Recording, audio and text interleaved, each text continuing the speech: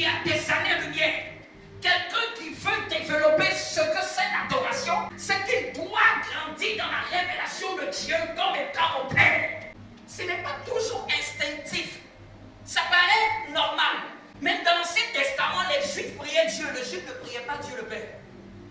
Les Juifs le voyaient comme un être à craindre seulement, un être supérieur. Mais il a voulu dans le Nouveau Testament nous montrer une facette de ce qu'il est que les Juifs ne connaissaient pas.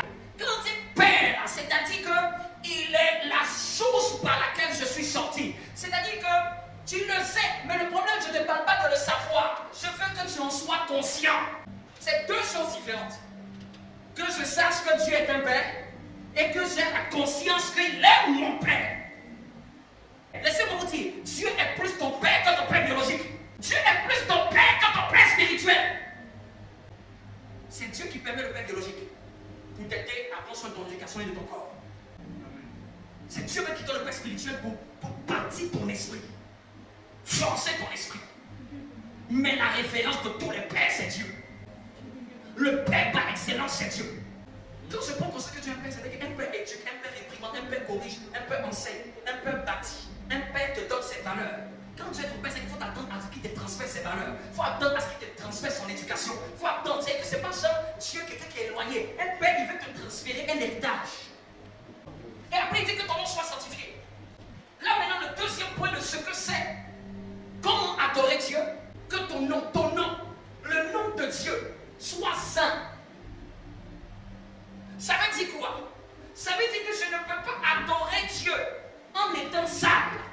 Ça veut dire que l'adorateur lui-même, avant de sanctifier le nom de Dieu, chaque fois qu'il doit vouloir sanctifier le nom de Dieu, il doit se rappeler qu'il doit se sanctifier. Il doit se rappeler qu'il doit être aussi pur. Même s'il est ton Père, je ne peux pas adorer Dieu en étant dans le péché. Ça ne marche pas. Adorer Dieu, c'est que son nom soit sanctifié. Son nom est sanctifié dans la bouche de celui qui le dit. Nous tous ici, nous sommes saints. Parce que c'est ce que notre Père nous a donné. Il dit, soyez saints comme je suis saint. C'est-à-dire que marche dans la sainteté. Désire vivre dans cette sainteté. Désire faire comme Dieu. Comme il est, désire être aussi de cette même nature. Dans la pensée théologique de la sainteté, nous ne sommes pas en train de rechercher à être saints. Nous sommes déjà saints et nous marchons pour confirmer cette sainteté. Parce que souvent on va croire que sanctifier le nom de Dieu, le nom de Dieu est déjà saint. Je vais te dire la pensée, en d'autres termes, de ne pas salir le nom de Dieu à notre manière de marcher. C'est pas notre vie que nous allons sanctifier. C'est-à-dire que nous n'allons pas ridiculiser. Je vais te prendre un français de la terre. Ne ridiculisez pas le nom de Dieu. Ne banalisez pas le nom de Dieu. Ne vulgarisez pas le nom de Dieu.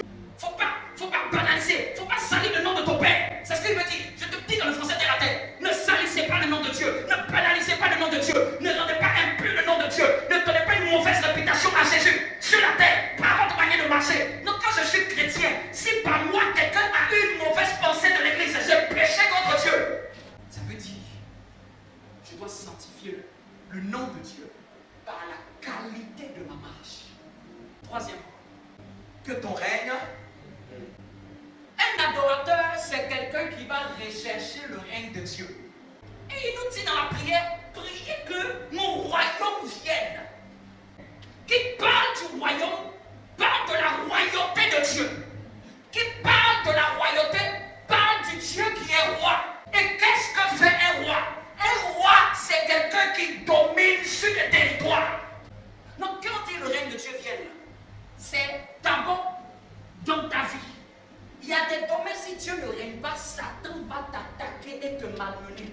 C'est-à-dire, avant que même Dieu puisse dire quelque chose, est-ce qu'il est le roi dedans? Que ton règne vienne, est-ce que tu es le roi? Et un roi a des sujets, des gens qui sont autour de lui pour le servir. On ne contredit pas le roi. On ne change pas la parole du roi. Ce que le roi a dit, tout le monde s'y soumet.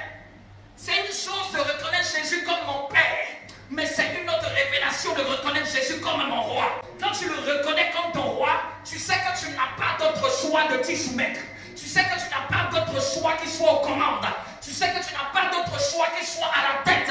Tu sais qu'il n'a pas d'autre choix d'être devant. Tu sais qu'il n'a pas d'autre choix que tu te soumettes à lui. Dieu est ton Père, oui. Est-ce que tu as fait de lui ton roi? Appeler le règne de Dieu, c'est désirer qu'il soit le roi de ma vie.